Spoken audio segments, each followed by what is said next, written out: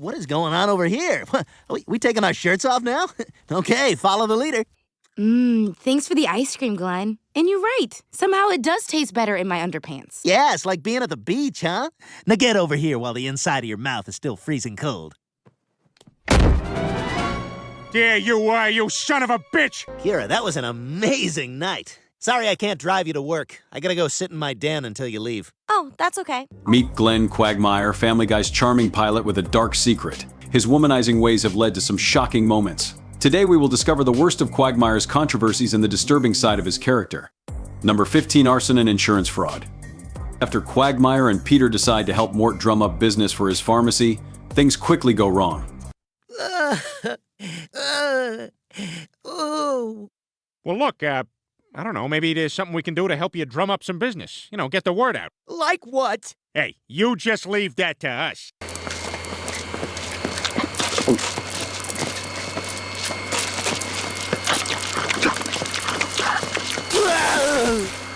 I got a wicked boner. Quagmire's horniness distracts him, losing the pharmacy's banner, which causes a bus accident, killing everyone on board. Jeez, that was a close one. Yeah, but at least nobody got hurt.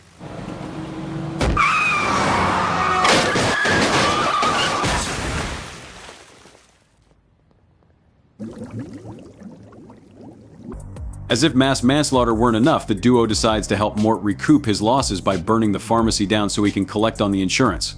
Well, and I say, screw the bastards. Let's burn the place down. What? Peter, we're talking about a major crime here. This is not smuggling Oriental women into the country in steel cans. This is a serious felony. Quagmire, this whole mess was our fault. We gotta make it right. And look, as long as nobody sees us and we don't tell anybody, then we're in the clear.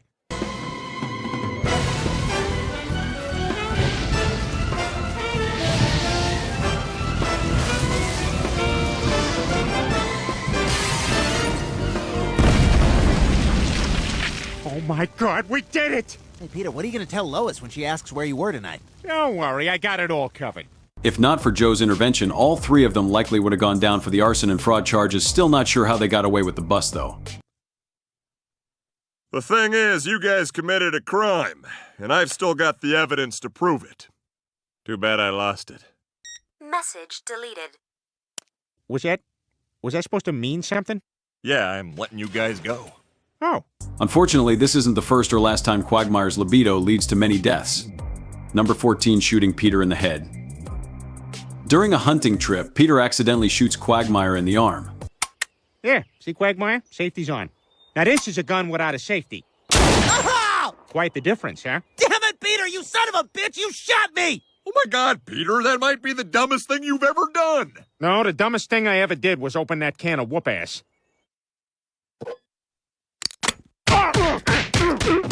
Fed up with Peter's stupidity, Quagmire severs ties and forces Joe to choose sides in their friendship. Hey, Joe, I'm over here. Joe, come sit with me. Come on, you guys! Joe, I got a box of saltwater taffies, and you can have 2. Joe, I got a deck of cards you can put in your wheels to look cool. Joe, I'll do the wavy stomach for you. Looks like a real wave. Joe, I can scream your name real loud. Joe! Joe! Joe! Eventually, Peter decides that the only way for them to mend their relationship is for Quagmire to shoot him in the arm, which Quagmire is all too eager to do. Hand me the gun, Peter. I passed the test? No, Peter. I'm gonna shoot you like a dirty animal. But just the fact that I would make the offer is so meaningful to you. Your offer means nothing, Peter. The only thing that means anything to me is a bullet in your arm. Now give me that! Stop, Come on! Quagmire! You're not leaving here without being Look, shot! I was trying to do the I'm decent putting that thing! bullet in your Like arm, you see in a Peter. movie! Ah, son of a bitch!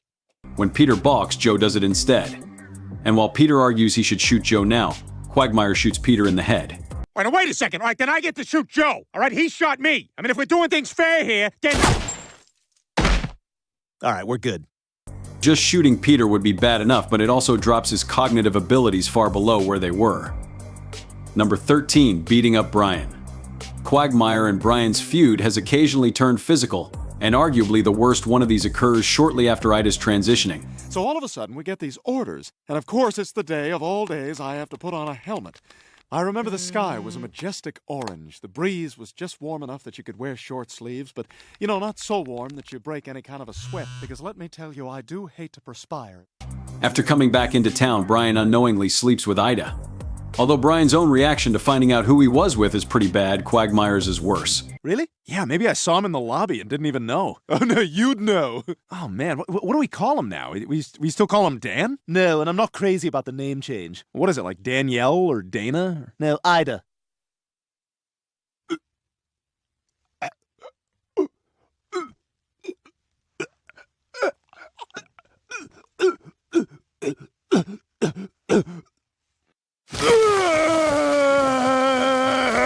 When he finds out, Quagmire barges into the Griffin home and ruthlessly beats Brian throughout the house.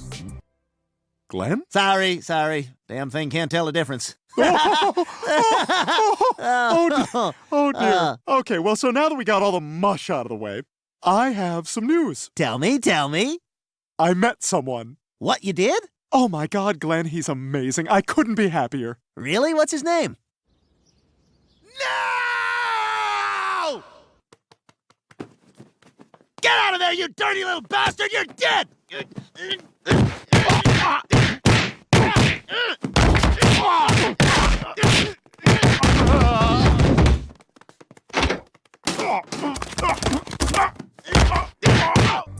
It's easily assault and animal abuse, and while Quagmire may not face any justice for his actions, at least Brian's parting words seem to cut deep. Hey. I your dad. Number 12, killing his sister's boyfriend. After recovering from an asphyxiation injury, it's exactly what you think. Quagmire gets closer with his sister Brenda and her boyfriend Jeff.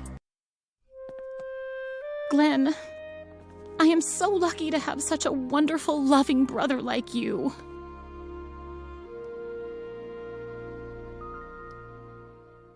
It quickly becomes clear that Jeff is abusive. What the hell's going on here? Listen here, you bully. For your information, Brenda just agreed to leave you. Like hell she did. Brenda, you tell him? No, not yet. Everyone, I have wonderful news. Jeff and I are getting married. What the hell? Did you change the channel while I was going to get a beer? Oh, yeah. I'm sorry, honey. I just wanted to see who was on Letterman. We're watching Leno, you bitch! I'm so sorry. His soft, gentle humor connects effortlessly with my mainstream sensibilities. Let's waste this dick. To that end, Quagmire and the guys invite Jeff on a nighttime hunting trip and plan to kill him. All right, look. When he comes back, I'm just gonna do it, okay? I'm just gonna point my gun straight at his head before he even knows what's going on. Kinda like this? You know, Quagmire, you are pathetic. Although Jeff manages to briefly outmaneuver them and attempts to choke Quagmire to death,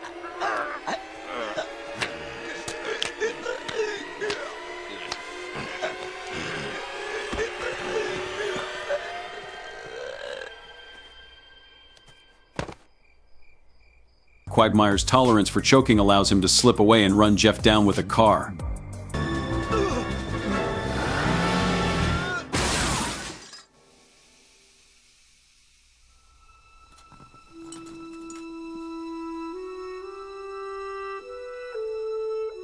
Later, Brenda is distraught when told that Jeff left her. Yeah, we found this note he left you. Dear Brenda, I have decided to leave you. I realized that you are too good for me, and you and our unborn child would be better off without me in the picture. Love, Jeff. P.P.S. I really love Grape Ape. The end. Wow. I guess he's really gone. Now, we're not saying that Jeff wasn't a garbage excuse of a human being, but Quagmire still commits murder. Number 11, faking his own death to get out of marriage. After Quagmire gets married to a maid named Joan, he seemingly changes his entire personality. Listen, Joan, I have something very important to ask you. Hey, James. I'm gonna see how long I can hold my breath. I see you breathing out your hole. What is it, Glenn? Joan, I've decided I want to spend my life with you. Will you marry me? Of course I will. Nothing would make me happier than to be Mrs. Quagmire. However, after the old him resurfaces, he quickly comes to regret married life. Oh, God, I gotta get out of this marriage. Cleveland, how did you get out of yours? You slept with my wife. It's easy, Quagmire. Just tell her to hit the bricks. When he floats the idea of a divorce to Joan, she reacts with threats of violence. So anyway, what I'm trying to tell you is, some of the guys thought we should get a divorce. What? But I told them they didn't know what they were talking about. Good. Because if you ever left me, I'd have to cut myself. And then I'd cut you. I love you, Glenn. I love you too, insane woman I'm having second thoughts about. What? Oh, right. Rather than pursue things the legal way, Peter suggests an alternative, faking his own death. Wait a second. We know she's gonna be upset if you dump her. But if something happened that was out of your control... What do you mean? I mean we're gonna fake your death. This is the best idea I've had since I invented that soda. Gentlemen, I give you Crystal Pepsi. Granted, Joan isn't exactly stable, and Quagmire's first video attempt at fooling her is admittedly hilarious. Faking your death to get away from someone isn't the best way to deal with an admittedly crazed partner. He shows up. And then a Nazi came! And then a evil pots and pans robot! Destroy! Destroy! And Joan's exit from the show is pretty grim too. Quagmire's not really dead! Zombie! Glenn! I thought I'd lost you. Sorry, Mr. Quagmire, but I still need a body to take back with me. So... No, you can't take him! Number 10, murdering the Simpsons. Quagmire has done some terrible things, but killing off the Simpsons? That's real low. In a gag promo for the fellow Fox show, Quagmire assaults, and then enters into an affair with Marge Simpson. See, that wasn't so bad, was it? Oh, I gotta say, that was fantastic. What do you say we go back to your place for round 2? Sounds good to me. Back at the Simpson residence, we watch an exterior shot of the house as Homer catches the two in bed together. This prompts Quagmire to shoot him, and then Marge when she threatens to call the police. Wow, 3 times in a row. You're amazing, Glenn. Oh, I just take a lot of pride in what I do. Hey, what's going on here? Ah! Get off my wife! Oh my God! Oh my God! You shot my homie! I'm calling the police! Ay, caramba! Mom and Dad are dead. Oh no! Who will pay for my saxophone lessons? And then, all the kids. It's one of the darker Family Guy jokes and arguably the worst thing Quagmire has ever done. We can see why this bit has only made it into the uncensored versions. Number 9, keeping sex slaves. In the Season 5 episode Airport 07, Peter accidentally backs his pickup truck into Quagmire's car. Consequentially, Quagmire's trunk pops open, revealing 4 loosely dressed Japanese women.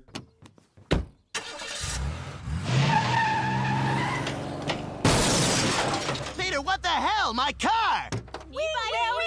Oh, damn it! Hey, come back! Oi, Much to Quagmire's frustration, the girls scatter in apparent freedom. As if that wasn't odd enough, Peter then crashes into his garage, releasing nearly a dozen more women. Quagmire, I am so sorry. Don't worry about it. We can go after them. Don't worry about it. They're tagged. They're tagged. Just get me to the airport. The situation pretty much speaks for itself. In this scene, Quagmire is abhorrently enslaving young foreign women for sex.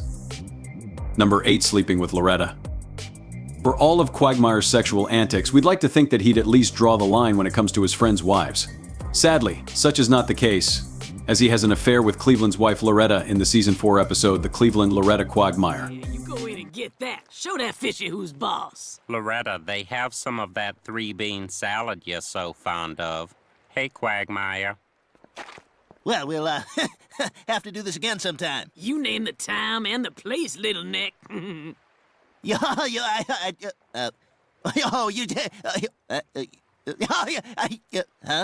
Although the adultery was actually brought on by Loretta, Quagmire did not hesitate to willingly become her mistress. Shut up and put some more of that sugar in my bowl. Wait a minute, Brian. If that wasn't Cleveland doing it with Loretta, then Loretta's having an affair. Oh, we can't tell anyone about this. That is the last thing in the world we want to do. Cleveland soon finds out about the pair and divorces Loretta. He and Quagmire make amends by the episode's conclusion, but it is certainly bumpy road.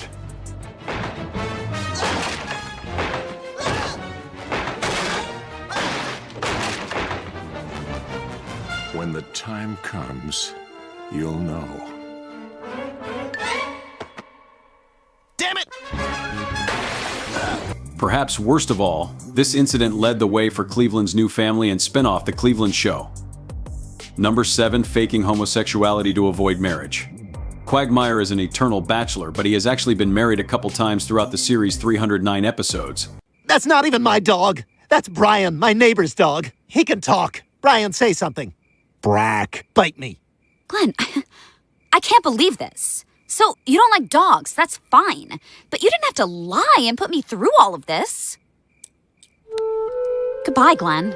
Shortly after tying the knot each time, he reliably comes to realize that the monogamous life is not for him, and finds an absurd way to get out of wedlock. What I'm trying to tell you is, some of the guys thought we should get a divorce.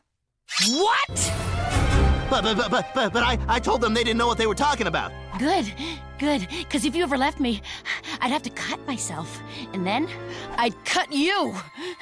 This occurs in the season 11 episode The Giggity Wife, when Quagmire drunkenly marries an old prostitute named Charmise. As of last night, we're man and wife. By the way, I need you to call my pimp and tell him I quit. Oh my God, I married a hooker? Married? All right, bachelor party. Come on, back to Boston. To avoid losing everything in a divorce, he pretends to be gay in hopes that she will leave him. Charmise, I have something to tell you, and this isn't easy. But I'm gay. What? No, you can't be. He is simply exploitative and irresponsible, and it leads him into a very unsavory situation with Peter to unsuccessfully prove his sexuality. I crave your groin. Yes, and I cannot wait to intertwine our bodies and make each other's fingers smell terrible. Enough! Kiss each other!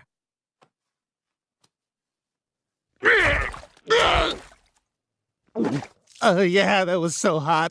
Just like we always do. Number 6 tried to seduce Lois. Yo, we all know how Quagmire can't resist the ladies, no doubt. It's like his Achilles heel. But what if it's your best friend's wife we're talking about?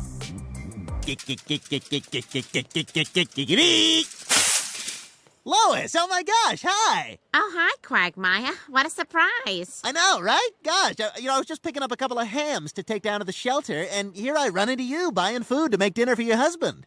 Holy smokes, this is a sure thing. Like the end of a Mexican wedding.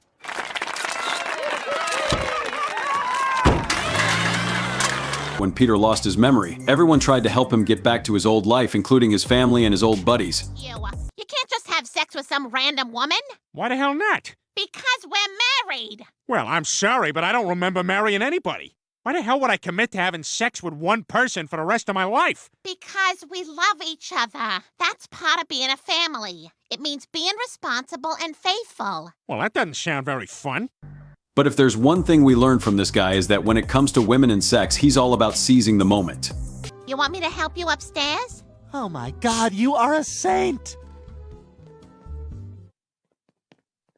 I think I can make it from here. Whoa! Whoops! Professor Klutz, the doctor is in. Oh, where's this heading? And believe me when I say that he was this close to seizing his shot. You trust me? Uh-oh. What, is something wrong? I don't know. I'll be right back. Damn it! Number 5, sleeping with underage girl. Although there's a red line when it comes to underage teens, it just seems like even that line Quagmire is willing to cross without a second thought. They have a mall there that's pretty cool. It's like part underground. Oh, that's awesome. Damn it, you guys are boring the crap out of me. Stupid, mindless chatter is what it is. You know what I'm gonna do? I'm just gonna go back to my place and rent a dirty movie. This is ridiculous. So which one of you wants to lose your virginity in the episode titled Quagmire's Mom? He crosses paths with a girl named Kira whom he takes back home to sleep with her. Kira, that was an amazing night. Sorry I can't drive you to work. I gotta go sit in my den until you leave. Oh, that's okay. It's reasonable to think that Kira lied to him, stating that she was 23 years old. There's no way that he could have known that she was underage, but what he does after discovering her age is what truly shows Quagmire's gross behavior. When the police got tipped off and Quagmire finds them on his doorstep the next morning, he admits to having sex with an underage girl because he wants to boast about it and take credit for it. Did you have sex with this underage girl? I don't want to go to jail, but I really want to take credit. Quagmire, I'm afraid you're under arrest for statutory rape. And if that wasn't enough, he goes on to send pictures of Kira to his friends as a way to show off.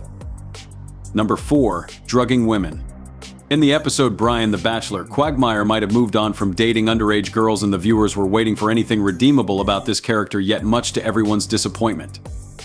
He let us down once again when the Bachelorette comes to Quahog. Quagmire ends up being one of the final 2 contestants and lands a date with the reality starlet named Brooke Roberts. I mean, the guy's gotta have no money left. All right, gentlemen, let's see how Glenn's private date with Brooke is going. Their date takes a very weird turn when he decides to drug Brooke and drags her off set while she's completely unconscious.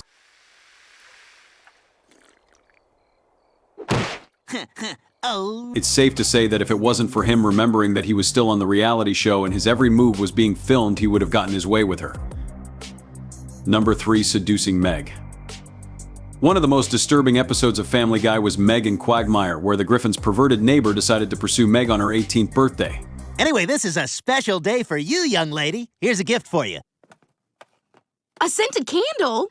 As a girl, I love this. That was originally $30. Thanks, Mr. Quagmire. Well, it's your 18th birthday, Meg. That's a very important milestone in a young woman's life. Quagmire, who had a history of hitting on anything that moved, saw Meg as his next target and wasted no time in trying to seduce her. Okay, Glenn, time to reel her in.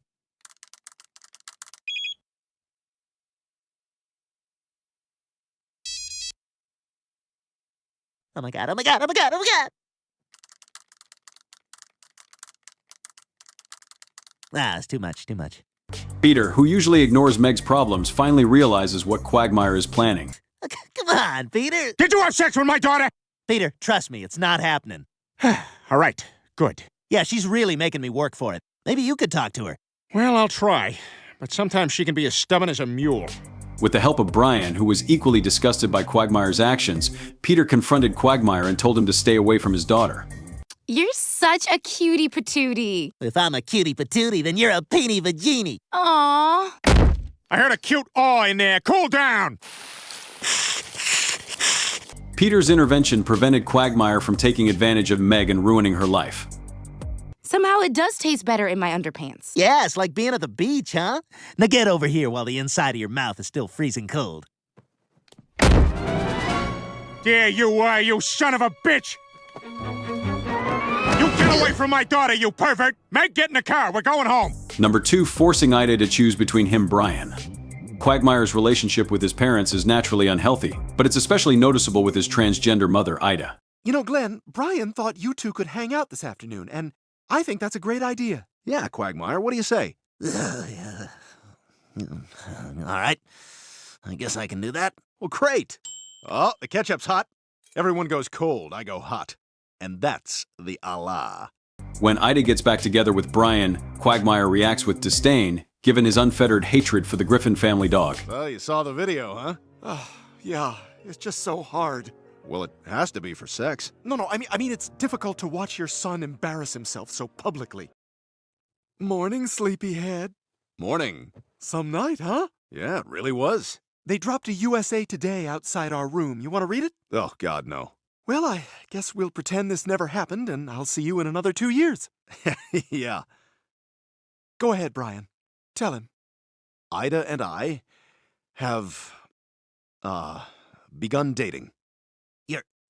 You're joking, right? It's true, son. Brian and I are in love. What? When were you gonna tell me this? His enmity for Brian leads him to demand that Ida choose between her relationship with Brian and him. Why in God Almighty would you choose him? Because I love him, a resolved Ida said. I'm also a published author. Self-published! You're also a pompous, pretentious, hypocritical blowhard. Who attended Brown? For 1 semester. While Ida does choose her son, Quagmire is still terrible for forcing his mother to forgo her own happiness and for breaking up their relationship. I choose Brian. Yes. To talk to first. Brian, I've loved every minute that we've spent together. I never thought I'd meet someone who I connected with on so many levels, much less an Ivy Leaguer. Come on. But as special as you are to me, I have to put my son first. But this isn't the first or worst thing Quagmire has done to Brian where Ida is concerned. More on that later. Number 1, all the I nevers.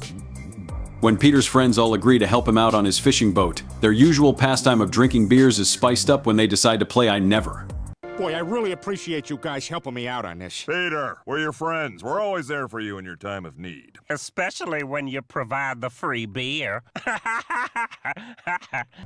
For those unfamiliar, you have to drink if you've done the thing the other person says they've never done. However, Quagmire has done quite a lot. Hey, I got an idea. Let's play I Never. You gotta drink if you did the thing that the person says they never did. Oh, I got one. I never slept with a woman with the lights on. I'll go next. I never had sex with Cleveland's wife. Although we don't see the full extent of his bizarre and disgusting behaviors, just the fact that he's done outlandish things with a spider monkey and a Home Depot employee makes the skin crawl. God, let's see, what else is there? I never gave a reach around to a spider monkey while reciting the Pledge of Allegiance. Oh, God. We're not sure which implication is worse, that Quagmire bragged about these things to his friends or that they may have witnessed some of them. The scene's still hilarious, though. I never picked up an illegal alien at Home Depot to take home and choke me while I touched myself. Oh, come on! I never did the same thing, but with someone from Joann Fabrics. Oh, God, this is ridiculous! Oh, boy, he's out cold. Hey, let's write on him. Thanks for watching. Don't forget to like and subscribe to our channel for more Family Guy content.